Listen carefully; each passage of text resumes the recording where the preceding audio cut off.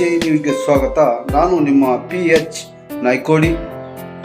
ಜೇವರ್ಗಿಯಲ್ಲಿ ಅಕ್ರಮ ಮದ್ಯದ ದಂಧೆ, ಬಡ ಕಾರ್ಮಿಕನ ಸಾವು, ಸರ್ಕಾರದ ನಿರ್ಲಕ್ಷ್ಯಕ್ಕೆ ಜನರ ಕಿಡಿ. ರಸ್ತೆ ಮಧ್ಯೆ ಶವ ಇಟ್ಟು ಪ್ರತಿಭಟನೆ, ಅಬಕಾರಿ ಇಲಾಖೆಯ ವೈಫಲ್ಯ ಬಯಲು. ನಮಸ್ಕಾರ, ನೀವು ನೋಡುತ್ತಿರುವುದು PNCIB ನ್ಯೂಸ್. ನಮ್ಮ ವಿಶೇಷ ವರದಿ. ಜೇವರ್ಗಿ ಪಟ್ಟಣದಲ್ಲಿ ನಡೆದ ಒಂದು ದುರ್ಘಟನೆ ಈಗ ದೊಡ್ಡ ಪ್ರಶ್ನೆಯನ್ನು ಎಬ್ಬಿಸಿದೆ. ಜನರ ಜೀವಕ್ಕೆ ಯಾರು ಹೊಣೆ? ಕಾನೂನುಬಾಹಿರ ಮದ್ಯ ಮಾರಾಟದ ಹಾವಳಿ ಎಷ್ಟು ಭೀಕರವಾಗಿದೆ ಎಂಬುದಕ್ಕೆ ಈ ಘಟನೆ ಜೀವಂತ ಸಾಕ್ಷಿಯಾಗಿದೆ. ಕಲಬುರಗಿ ಜಿಲ್ಲೆಯ ಜೇವರ್ಗಿ ಪಟ್ಟಣದಲ್ಲಿ ಕಾನೂನುಬಾಹಿರವಾಗಿ ಮದ್ಯ ಮಾರಾಟ ನಡೆಯುತ್ತಿದೆ ಎಂಬ ಆರೋಪಗಳು ಹಳೆಯವು. ಆದರೆ ಈ ಬಾರಿ ಅದು ಒಂದು ಜೀವವನ್ನೇ ಬಲಿಯಾಗಿಸಿಕೊಂಡಿದೆ. ಮೃತ ವ್ಯಕ್ತಿ ಅಬ್ದುಲ್ ಮಜೀದ್, 42, ಜೋಪಡ್ಪಟ್ಟಿ ನಿವಾಸಿ. ಬಡ ಕೂಲಿ ಕಾರ್ಮಿಕನಾಗಿದ್ದ ಅವರು ಇಂದಿನ ದುರ್ಘಟನೆಯಲ್ಲಿ ಪ್ರಾಣ ಕಳೆದುಕೊಂಡಿದ್ದು ಸ್ಥಳೀಯರಲ್ಲಿ ಆಕ್ರೋಶದ ಅಲೆ ಎಬ್ಬಿಸಿದೆ. ಸ್ಥಳೀಯರ ಆರೋಪ ಸ್ಪಷ್ಟವಾಗಿದೆ. ಬೆಳಿಗ್ಗೆ 4 ಗಂಟೆಯಲ್ಲಿ ಕೆಲ ಅಂಗಡಿಗಳು ಅಕ್ರಮವಾಗಿ ಮದ್ಯ ಮಾರಾಟ ಮಾಡುತ್ತಿವೆ. ಇದು ಕೇವಲ ಕಾನೂನು ಉಲ್ಲಂಘನೆಯಲ್ಲ, ಜನರ ಜೀವದೊಂದಿಗೆ ಆಟವಾಡುವ ನಿರ್ಲಕ್ಷ್ಯವಾಗಿದೆ. ಇನ್ನೂ ಗಂಭೀರ ಸಂಗತಿ ಏನೆಂದರೆ, ಶಾಲೆಗಳ ಸುತ್ತಮುತ್ತ ಹಾಗೂ ಜನಸಂಚಾರ ಜಾಸ್ತಿ ಇರುವ ಪ್ರದೇಶಗಳಲ್ಲಿಯೇ ಈ ಅಕ್ರಮ ಮದ್ಯ ಅಂಗಡಿಗಳು ತಲೆ ಎತ್ತಿವೆ. ಮಕ್ಕಳ ಭವಿಷ್ಯವನ್ನೇ ಹಾಳು ಮಾಡುವಂತಹ ಪರಿಸ್ಥಿತಿ ನಿರ್ಮಾಣವಾಗಿದ್ದರೂ ಅಬಕಾರಿ ಇಲಾಖೆ ಕಣ್ಣು ಮುಚ್ಚಿಕೊಂಡಿದೆ ಎಂಬ ಆರೋಪ ಕೇಳಿಬರುತ್ತಿದೆ. ಪ್ರತಿಭಟನೆ. ಈ ದುರ್ಘಟನೆಗೆ ಆಕ್ರೋಶಗೊಂಡ ಸಾರ್ವಜನಿಕರು ಮತ್ತು ಟಿಪ್ಪು ಸುಲ್ತಾನ ಕಮಿಟಿ ಸದಸ್ಯರು ರಸ್ತೆ ಬಂದ್ ನಡೆಸಿದರು. ಅಷ್ಟೇ ಅಲ್ಲ, ಮೃತದೇಹವನ್ನು ರಸ್ತೆ ಮಧ್ಯೆ ಇಟ್ಟು ಪ್ರತಿಭಟನೆ ನಡೆಸುವ ಮೂಲಕ ತಮ್ಮ ಆಕ್ರೋಶವನ್ನು ಹೊರಹಾಕಿದರು. ಇದು ಸಾಮಾನ್ಯ ಪ್ರತಿಭಟನೆಯಲ್ಲ, ಇದು ಸರ್ಕಾರದ ವಿರುದ್ಧ ಜನರ ನಂಬಿಕೆ ಕುಸಿದಿರುವುದಕ್ಕೆ ಸ್ಪಷ್ಟ ಸೂಚನೆ. ಪ್ರತಿಭಟನಾಕಾರರು ಜೇವರ್ಗಿ ಪೊಲೀಸ್ ಠಾಣೆಯ PSI ಅವರಿಗೆ ಮನವಿ ಪತ್ರ ಸಲ್ಲಿಸಿ ಅಬಕಾರಿ ಅಧಿಕಾರಿಗಳ ವಿರುದ್ಧ FIR ದಾಖಲಿಸುವಂತೆ ಒತ್ತಾಯಿಸಿದರು. ಮುಖಂಡರ ಧ್ವನಿ. ಈ ಪ್ರತಿಭಟನೆಯಲ್ಲಿ ಟಿಪ್ಪು ಸುಲ್ತಾನ ಕಮಿಟಿ ಅಧ್ಯಕ್ಷರಾದ ಮುಹಿಯುದ್ದೀನ್ ಇನಾಮ್ದಾರ್, ಶೇಖ್ ಸದ್ದಾಂ, ಗೌಸ್ ಇನಾಮ್ದಾರ್, ಮಹಬೂಬ್ ಸಾಬ್ ಇನಾಮ್ದಾರ್ ಚನ್ನೂರು, ದಾವೂದ್ ಸಾಬ್ ಇಬ್ರಾಹಿಂ ಪಟೇಲ್ ಸೇರಿದಂತೆ ಅನೇಕ ಮುಖಂಡರು ಭಾಗವಹಿಸಿದರು. ಅವರು ಒಂದೇ ಧ್ವನಿಯಲ್ಲಿ ಹೇಳಿದ್ದು, ಈ ಸಾವು ಕೇವಲ ಅಪಘಾತವಲ್ಲ, ಇದು ವ್ಯವಸ್ಥೆಯ ವೈಫಲ್ಯ. ತಪ್ಪಿತಸ್ಥ ಅಧಿಕಾರಿಗಳ ವಿರುದ್ಧ ತಕ್ಷಣ ಕ್ರಮ ಕೈಗೊಳ್ಳಬೇಕು. ಸರ್ಕಾರದ ವಿರುದ್ಧ ಟೀಕೆ.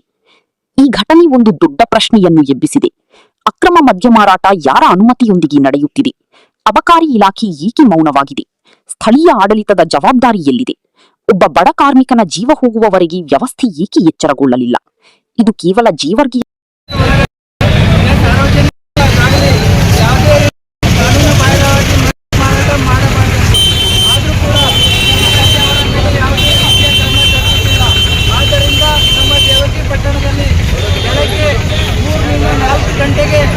ಕಾನೂನು ಬಾಹಿರವಾಗಿ ಮದ್ಯ ಮಾರಾಟವನ್ನು ಮಾರಾಟ ಮಾಡುತ್ತಿದ್ದಾರೆ.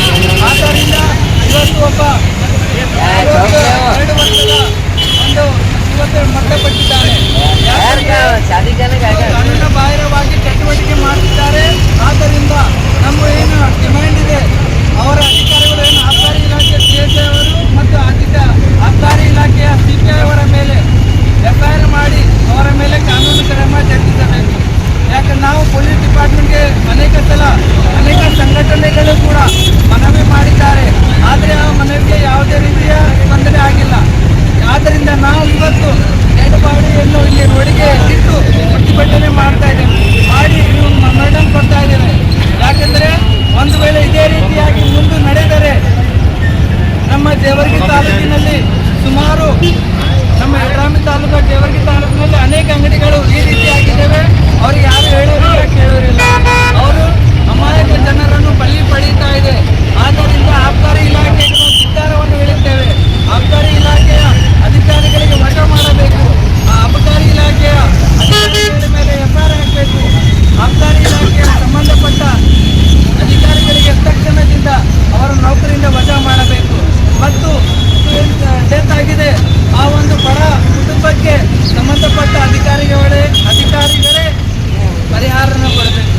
ಯಾಕಂದರೆ ಅದು ಒಂದು ಪ್ರೊಸೀಜರ್ ಇದೆ, ಒಂದು ಕಾನೂನು ಇದೆ. ಯಾವ ರೀತಿಯಾಗಿ ಅದು ಅಬಕಾರಿ ಇಲಾಖೆಯಿಂದ ಗೈಡ್ಲೈನ್ಸ್ ಇದೆ. ಆ ಗೈಡ್ಲೈನ್ಸ್ ಇಲ್ಲದೆ ಹೊರಗೆ ಹೋಗಿ ಕಾನೂನು ಬಾಹಿರವಾಗಿ ಒಂದು ಮದ್ಯ ಮಾರಾಟ ಮಾಡ್ತಾರಂದ್ರೆ ಅದಕ್ಕೆ ನೇರ ಹೊಣೆಗಾರರು ಅಬಕಾರಿ ಇಲಾಖೆದವರು. ಅಬಕಾರಿ ಇಲಾಖೆದವರು ನಾವು ಬೆಳಗ್ಗೆ 6 ಗಂಟೆಗೆ ಡೆತ್ ಆಗಿದೆ, ಆದರೂ ಕೂಡ ಇಲ್ಲಿವರೆಗೆ ಅಬಕಾರಿ ಇಲಾಖೆ ಅಧಿಕಾರಿಗಳಿಗೆ ಬಂದಿಲ್ಲ.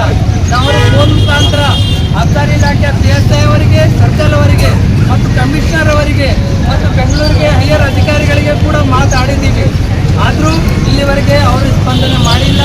ಆದ್ದರಿಂದ ನಾವು ಈ ಡೆಡ್ ಬಾಡಿಯನ್ನು ರೋಡಿಗೆ ಇಟ್ಟು ಪ್ರತಿಭಟನೆ ಮಾಡ್ತಾ ಇದ್ದೀವಿ. ಮುಂದಿನ ದಿನಗಳಲ್ಲಿ ದೇವರಗಿ ತಾಲೂಕಿನಲ್ಲಿ ಒಂದನ್ನು ಕೂಡ ಕಾನೂನು ಬಾಹಿರವಾಗಿ ಮದ್ಯ ಮಾರಾಟ ಇರಬಾರದು.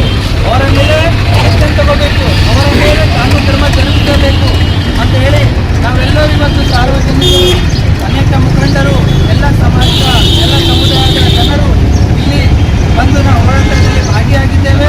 ಇವತ್ತು ನಾವು ಮಾನ್ಯ ತಹಸೀಲ್ದಾರ್ ಅವರಿಗೂ ಕೂಡ ಮಾತಾಡಿದ್ದೇವೆ, ಸರ್ಕಲ್ ಸಾಹೇಬರು ಕೂಡ ಮಾತಾಡಿದ್ದೇವೆ, PSI ಕೂಡ ಮಾತಾಡಿದ್ದೀವಿ.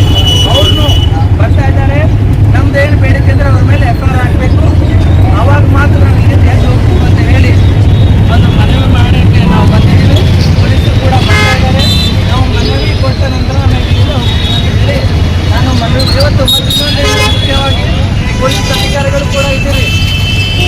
ನಾವೆಲ್ಲಲ್ಲಿ ಶಾಂತಿ ರೀತಿಯಿಂದ ಒಂದು ಕೂತು ನಾವು ಬಂದಿದ್ದು ಮೆಮೊರಂಡಮ್ ತಗೊಂಡು ಹೋಗ್ಬೇಕಂತ